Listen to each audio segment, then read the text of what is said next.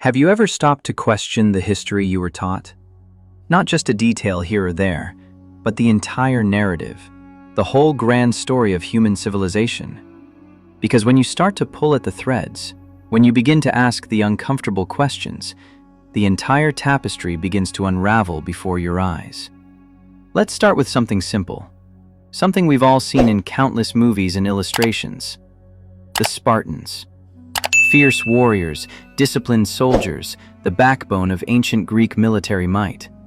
We picture them charging into battle, their bronze helmets gleaming in the sun, their shields and swords cutting through enemy ranks. But wait, stop for a moment and really look at that image. Heavy metal helmets protecting their heads, metal shields on their arms, sharp metal swords in their hands. Yet on their feet, light sandals. Barely any protection at all. It's a striking image, almost theatrical in its design. But here's where the problem begins. Where did they get all that metal? Think about it. We're talking about ancient times. Times when, according to the official story, technology was primitive at best. So how did they mine the ore? Did they dig it out of the ground with sticks? With their bare hands? And even if they somehow managed to extract it, what then? To melt metal, you need intense heat. You need a container that can withstand temperatures hot enough to liquefy iron and bronze. And that container? It needs to be made of an even stronger metal that won't melt at those temperatures. Do you see the problem? It's a circular impossibility. You need advanced metallurgy to create the tools for advanced metallurgy. It's like being told that someone built a ladder to reach a ladder. The logic doesn't hold. And this isn't just a minor inconsistency. It's a fundamental crack in the foundation of everything we've been taught. But the Spartans are just the beginning. The questions multiply when we turn our attention to something even more fundamental, something we pass by every single day without a second thought: our cities. Official history gives us two main explanations for how cities came to exist. The first, and the most popular, is organic growth. A village starts small, just a handful of families. Over time, more people arrive. Houses are built. Streets form naturally, winding and irregular, following the paths people walked most often. Slowly, gradually, the village becomes a town, and the town becomes a city. The second explanation is mass migration. A group of people, warriors perhaps, or monks or refugees, they arrive at an empty location and decide to build. And somehow, despite having nothing but the clothes on their backs and the most basic tools, they construct not just houses, but entire cities. Complete with massive cathedrals that pierce the sky, with grand theaters on central squares, with all the trappings of advanced civilization.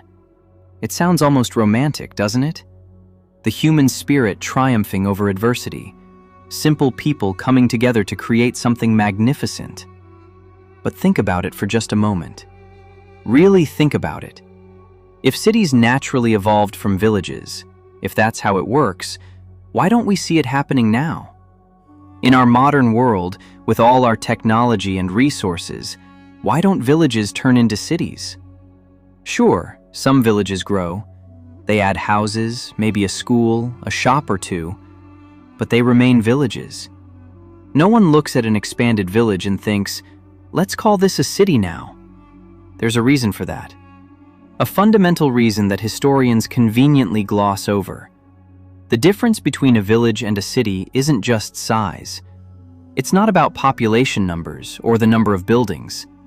The difference is infrastructure, specifically sewage. A city has a sewage system. A village does not. And this isn't a luxury, something added later for comfort. A sewage system is the circulatory system of a city. It's the invisible foundation that makes urban life possible.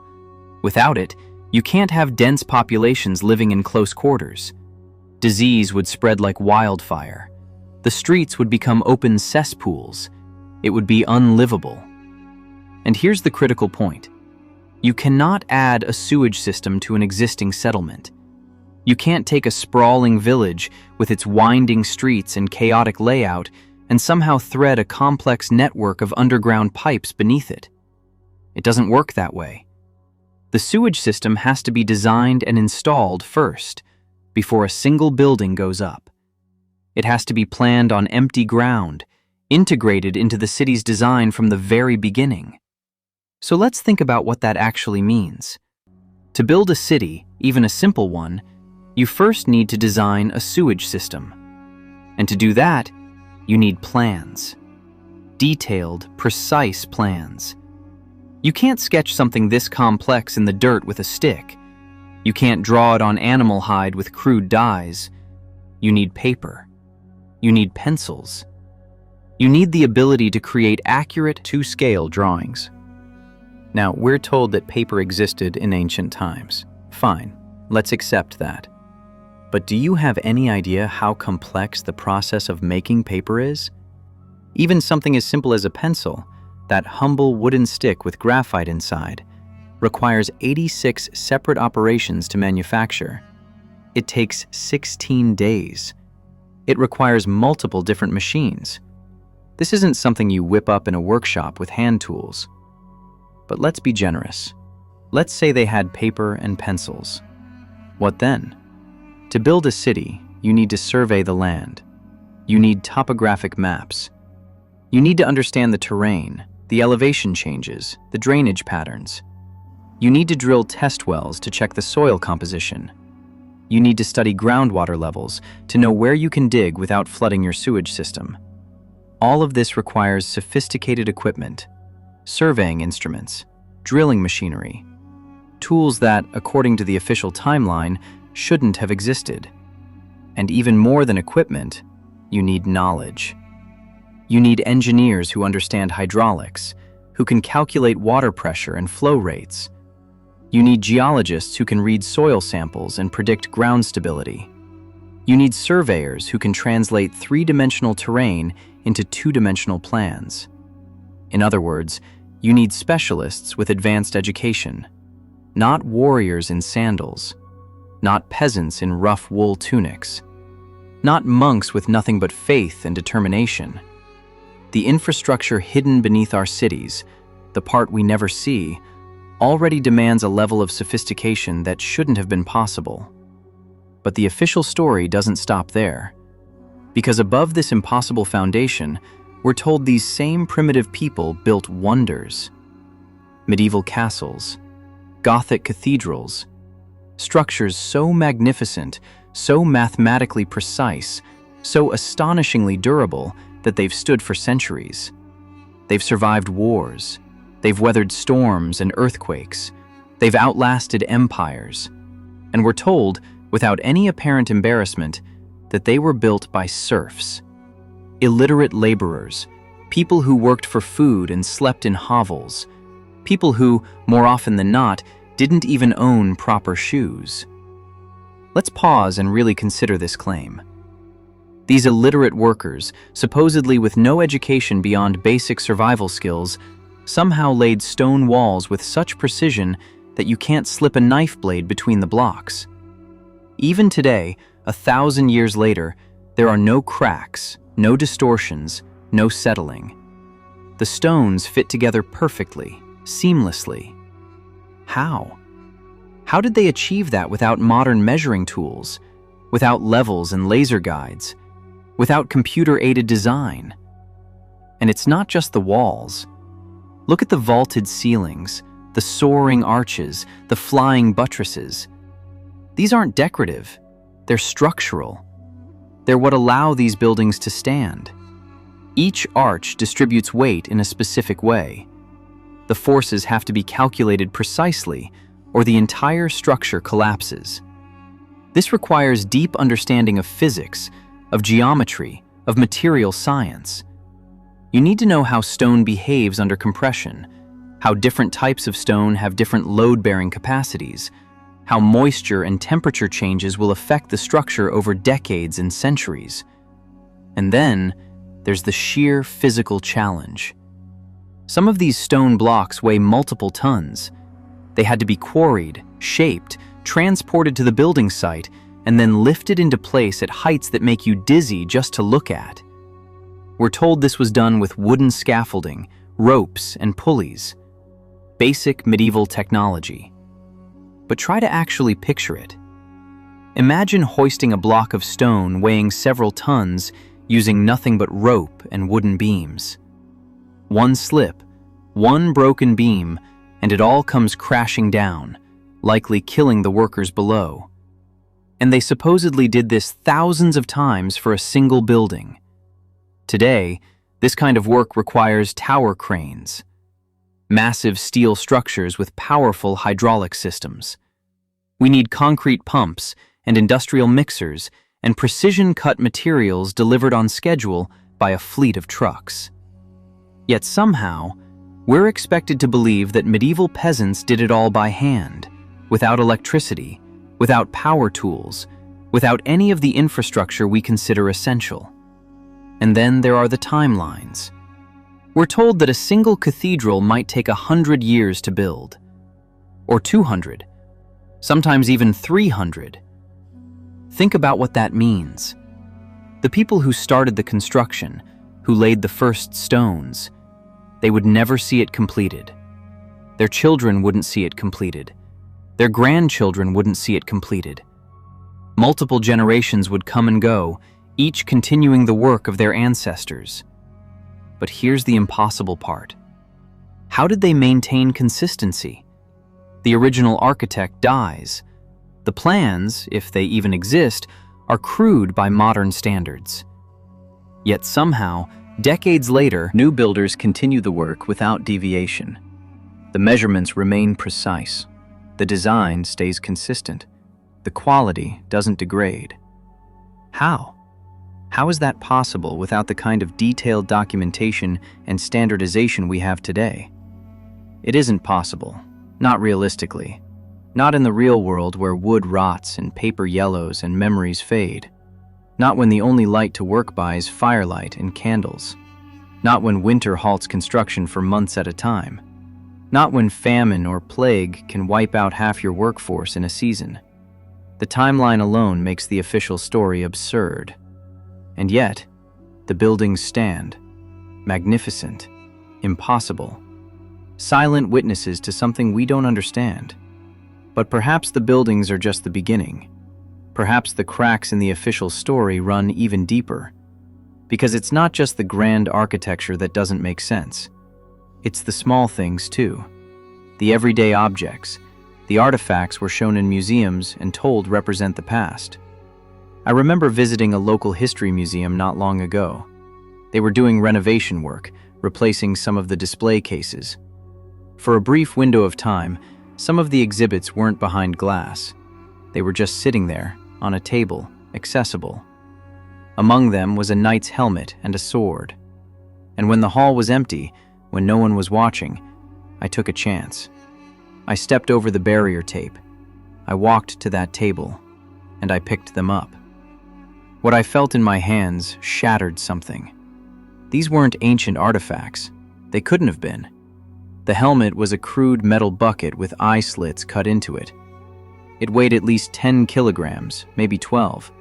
Just holding it made my arms ache. Putting it on my head? It took effort. The weight pressed down on my neck immediately.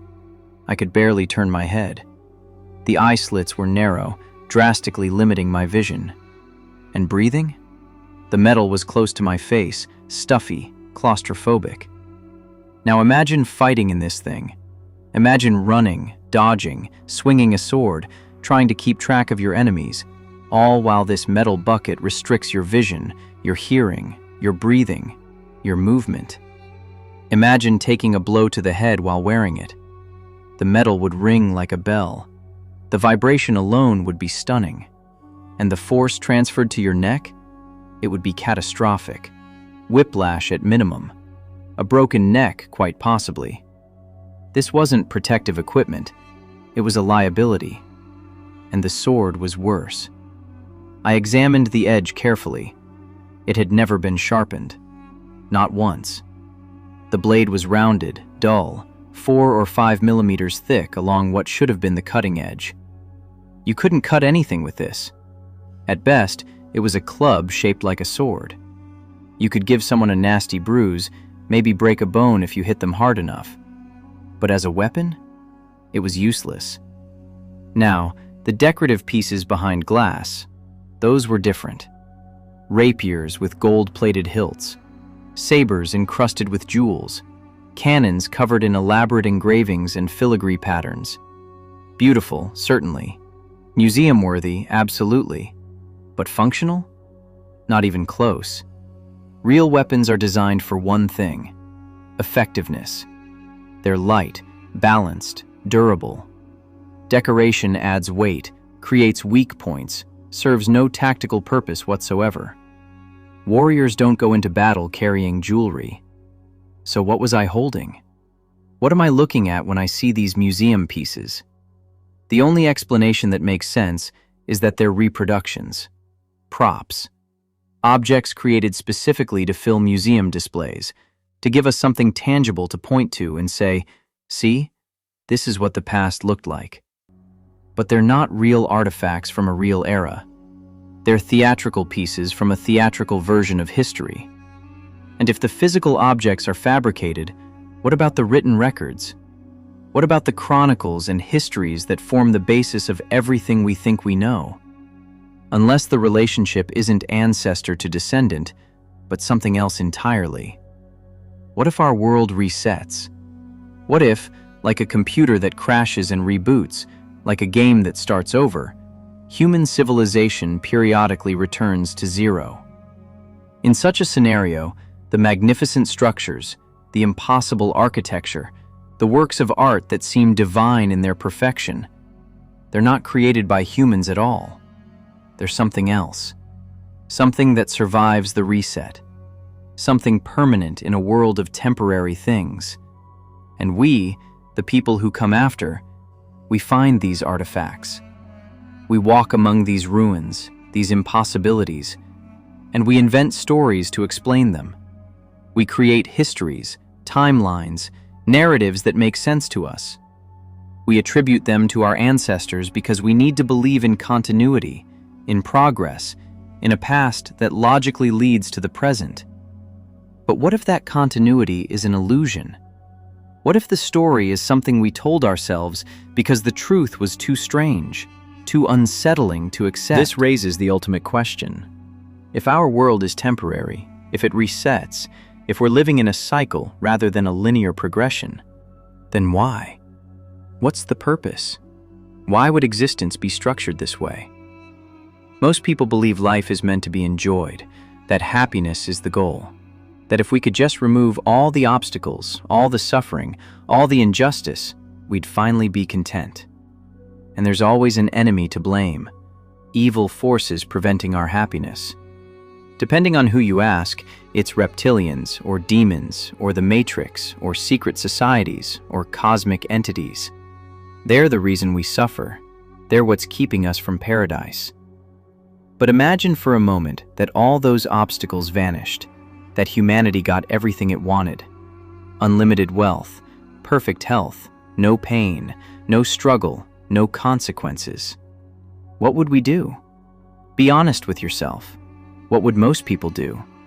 They'd indulge. They'd feast until they were sick. They'd consume every pleasure until pleasure lost all meaning. They'd accumulate possessions until they drowned in them.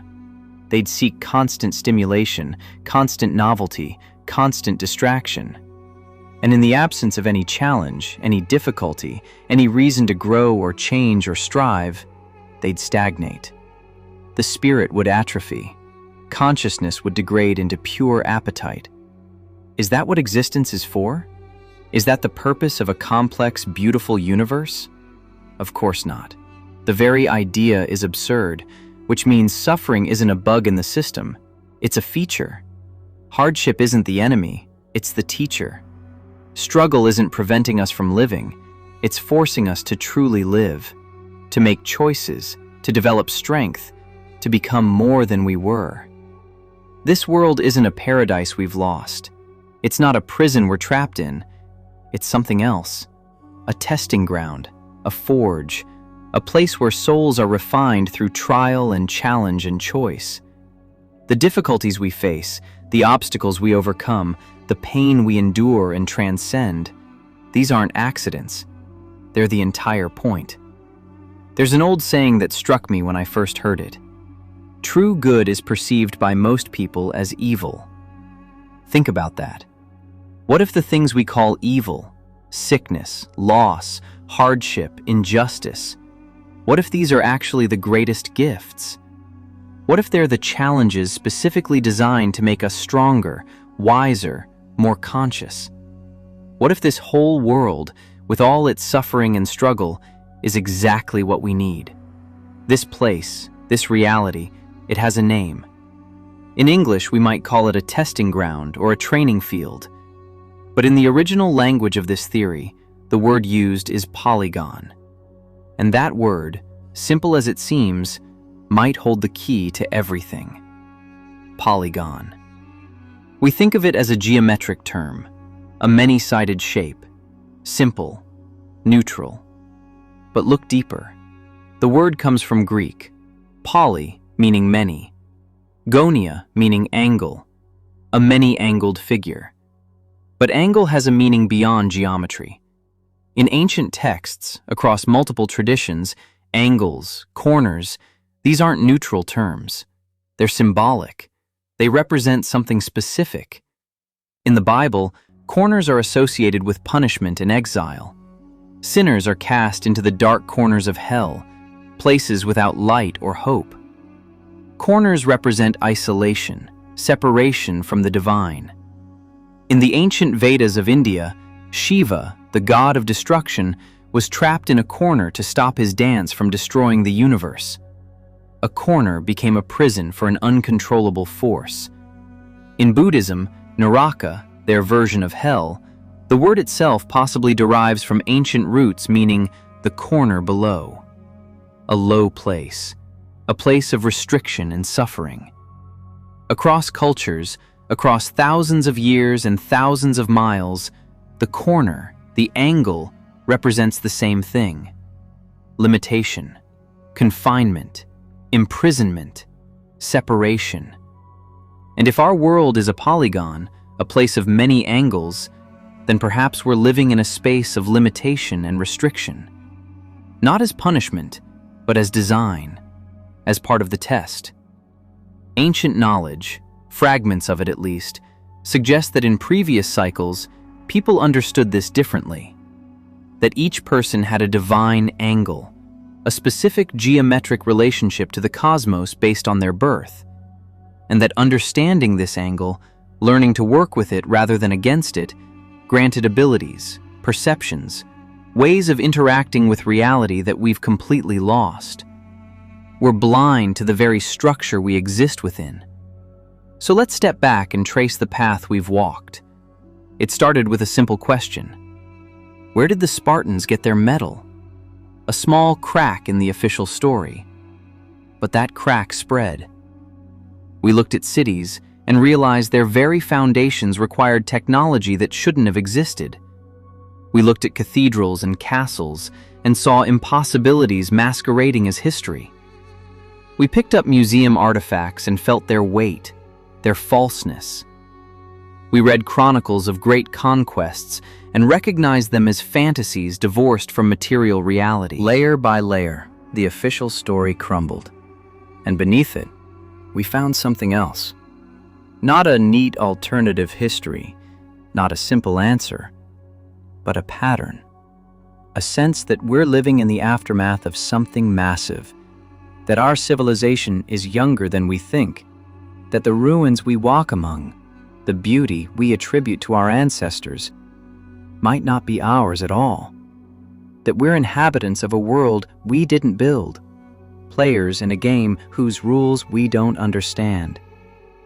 The grand falsification we call history serves one primary purpose: to prevent us from asking the real questions, to keep us focused on a narrative of linear progress, of primitive ancestors gradually climbing toward our modern enlightenment. We're told we evolved from apes, that we're flying through space on a rock, that everything is material and random and meaningless. And most crucially, we're never encouraged to ask what we actually are, what we're capable of, what this existence is actually for. So what do you do with this information? What do you do when the comfortable narrative shatters and you're left standing in the ruins? You question. You examine everything with fresh eyes.